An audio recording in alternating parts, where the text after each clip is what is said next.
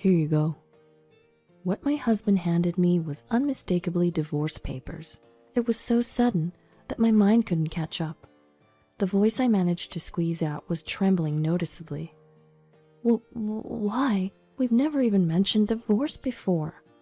Isn't it obvious? Because you're infertile. In the end, we divorced. I was forced to take all the blame and end the relationship unwillingly. However, the tragedy of my husband was to come several years later. My name is Michelle. I'm 27 years old. I married Jake, who's the same age as me, and we're in our 3rd year of marriage. Jake and I were classmates in college, and we've been dating since then. After graduating from college, we went through the unfamiliarity of working life and eventually got married. We've always been more like best friends than a couple. It may not be as romantic as the typical couple, but this relationship where we could talk about anything with complete honesty was comfortable for me. We've had arguments at times, but our marital relationship has been good. I thought we were going to live happily forever. Until one day, in our 2nd year of marriage, Jake came home looking grumpy. Hey, Michelle, aren't you pregnant yet? Huh? Why this sudden question? My mom asked why we don't have kids yet after being married for 2 years. That again?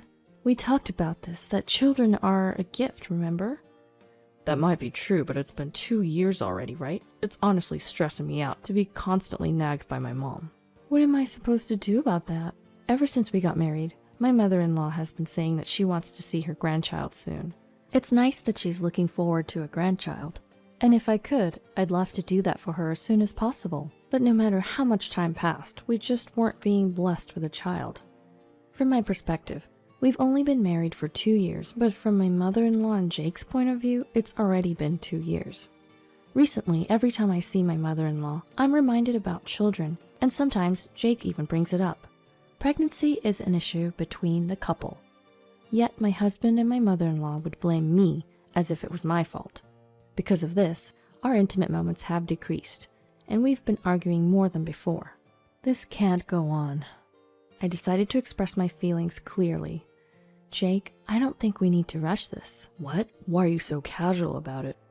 With a disgusted look, my husband responded to my words. Do I have to keep hearing the nagging from my mom forever? That's why we should tell your mom that we should leave it to nature. If she could understand that, we wouldn't be having a hard time. Just try a little harder, please. What? What does that mean? It sounded as if I wasn't trying hard enough. What does try harder mean anyway? Is it such a bad thing that we haven't been blessed after 2 years of marriage? I couldn't understand my husband's perspective, and I was about to yell at him, but I didn't want to escalate the situation. I swallowed my anger, but my husband added fuel to the fire. You know, I've been thinking for a while now. Michelle, are you infertile? What? What are you talking about? Isn't it obvious? Isn't it strange that we haven't had any children? How does that make me the problem? It could be both of us, or it could be you, Jake.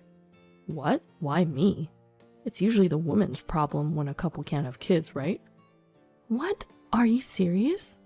His unbelievable statement left me more stunned than angry. Please stop with the stereotypes. We're only 27, you know.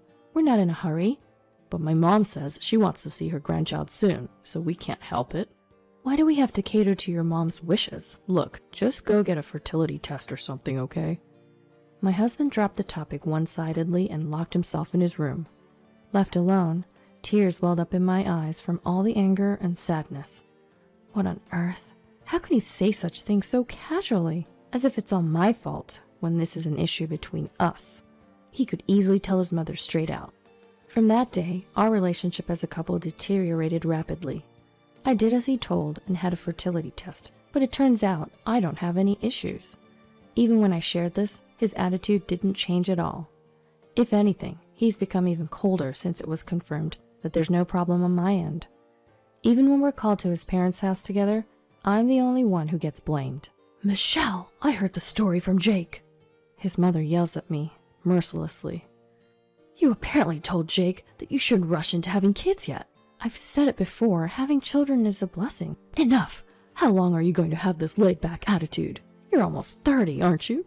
Yes, I am, but there are plenty of people who have children past 30 these days. Don't make excuses. You've been married for more than 2 years and you still don't have children. My husband didn't defend me, even when she hurled such insults at me. Moreover, his icy gaze seemed to say, "It's your fault." I couldn't get through to them, and I was just constantly criticized. With all the blame being thrown at me, I felt like my heart was about to crush. And then, his mother delivered the final blow. "Oh, I shouldn't have approved of this marriage with an infertile woman." "I'm not infertile," I wanted to retort, but the words got stuck in my throat. All that came out were tears. Even seeing me like this, my husband didn't offer any kind words, just let out a small sigh. Several days later, since then, I barely talked to him. Of course, no intimacy either. What used to be a happy life turned upside down and became like hell. On this day, as usual, I was preparing dinner in a gloomy mood, waiting for him to come home. As soon as he got home, my husband stormed towards me. "Here you go." What he handed me was unmistakably divorce papers. "Well, why? We've never even mentioned divorce before." "Isn't it obvious? Because you're infertile." "What?" I couldn't comprehend what was happening. It was all too sudden. The voice I managed to squeeze out was trembling noticeably. "Hold on, I told you, right? The tests showed that I'm not infertile." "Then why can't we have kids? It doesn't make sense." "If you think so, why don't you get tested, Jake?" "What? Why me? Isn't infertility a woman's issue?" "That's not necessarily true. The doctor even said that the cause could be on the male side." At that, my husband shouted, "Shut up!" louder than I'd ever heard him before. Seeing his terrifying face for the first time, my shoulders trembled unintentionally. I was at a loss for words, and he calmly told me, "There's no way the problem is with me. It's all your fault." "But the hospital confirmed there's no issue with me." "Shut up, you defective product. My mom was right to oppose our marriage. I'm embarrassed. I'm fed up with being married to a barren woman like you." "How could you?" "Shut up and sign the divorce papers. I don't love you anymore." His cruel words made my head spin. Everything went dark before my eyes, and I no longer had the energy to retort. I filled out the divorce papers as told and signed it. When I finished, my husband coldly told me, "Pack up and get up by tomorrow." "What? So soon?" "Don't talk back. Make sure you submit the divorce papers, got it?" "I understand." The next day, I did as I was told and packed up my things. After leaving the apartment I had shared with my husband, I submitted the divorce papers on my way back to my parents' house. Just like that, our marriage came to an abrupt end. For a while after that, I was weighed down by the divorce. It was only possible to recover because of the support from my family. From then on, I spent my days off going out with local friends or making time for my hobbies. Doing so gradually faded the unpleasant memories of Jake, and I was steadily stepping into a new life. 2 years later, I remarried a man I met at the gym I started going to for my hobby. We were able to have a child right away. I wasn't infertile after all. There was no reason for me to be blamed. Just knowing that I could become pregnant lightened my heart. I'm glad I divorced Jake. I thought that from the bottom of my heart. Then one day, I got an invitation to a college reunion from a friend. Jake, my ex-husband, was in the same year, so I thought it would be awkward to meet him and was going to decline, but apparently he had already informed them that he wouldn't attend. I was also entering my second trimester, and I wanted to announce my marriage to my close friends. So I decided to attend the reunion.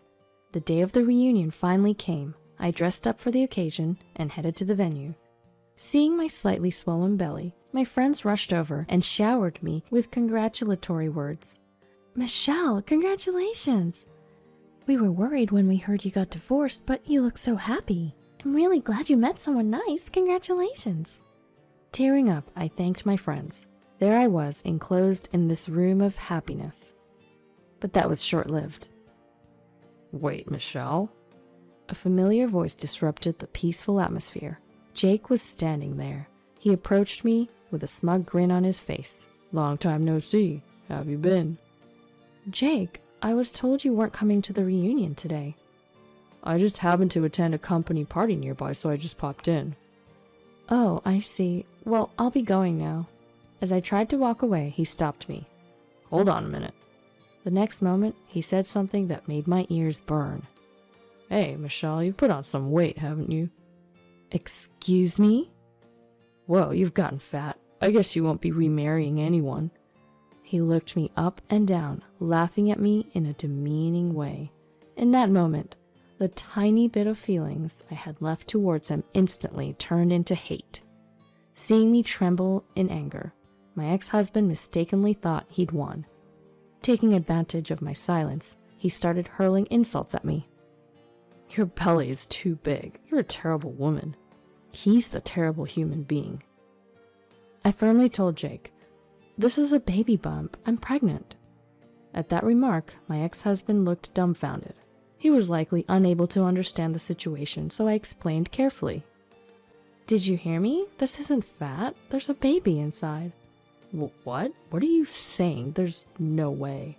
Why not? Huh? Why are you so certain it's impossible? Despite my harsh tone, Jake stammered. Well, that's... As if to settle old scores, I tauntingly retorted. Are you trying to say that I'm infertile? Well, that's what I thought. Isn't that why you couldn't get pregnant for so long? But here I am, remarried and expecting a child. Do you still think I'm infertile? Oh. From behind him, a voice said, Excuse me? There was an unfamiliar woman standing there. Upon seeing her, my ex-husband Jake visibly flinched. Rachel, didn't I tell you to wait at the entrance? I just followed you because I was concerned. What's going on here? Oh. Jake, didn't you say that you divorced because your ex-wife was infertile? That you loved each other but thought about each other's situation and decided on a peaceful divorce? That's... From what I heard of your conversation, it doesn't seem like you had a peaceful separation at all. The two of them were descending into a scene of a television drama in front of me. It appeared that this woman named Rachel was Jake's current girlfriend. Upon noticing how I was, Rachel opened her mouth with an apologetic expression. I'm sorry for the sudden interruption. I'm Rachel. You're Michelle, right? The ex-wife? Yes, that's correct, but I heard from Jake that your infertility was the reason for your divorce, but that's not true, is it? And the part about a peaceful divorce? Well, that's a downright lie. After all, he arbitrarily decided that I was infertile and abruptly pushed the idea of divorce onto me. I thought so.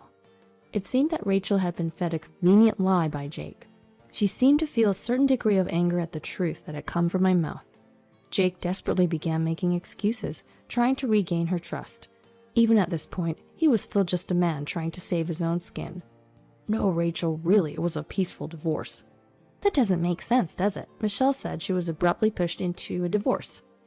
But that's because she... But Michelle's pregnant now, isn't she? That's... I hope it isn't so, but you're not the cause of the infertility, are you, Jake? What? As she continued her questioning, Jake's face gradually turned pale. He probably never imagined that he might be blamed for the infertility. With that, my ex-husband Jake was totally dispirited. Still pale, he crumbled onto his knees right there. Voices of condemnation could be heard from the classmates who had witnessed the whole incident. Jake really messed up blaming his infertility on his wife. That's just nuts. Making Michelle the villain, that's low. That guy's done as a man. Besides, apparently he's a total mama's boy. Ew, seriously? So creepy. Unable to bear the chilly atmosphere, Jake ran off in tears. According to the rumors I heard later, Jake and Rachel ended their engagement right after that. He desperately tried to hold on to her, but it seemed Rachel wouldn't have it. Rachel couldn't forgive him, not just for lying, but for blaming me for the infertility. Although Jake was adamant that he had done nothing wrong, medical tests revealed that he was the one with fertility issues. Although it wasn't impossible for him to have a child, the verdict was nearly impossible under the current circumstances. Upon hearing the diagnosis, his mother disowned Jake in a rage, even though she adored her son. Well, she did want a grandchild so much, so it's understandable. And so their mother-son relationship reached its worst end.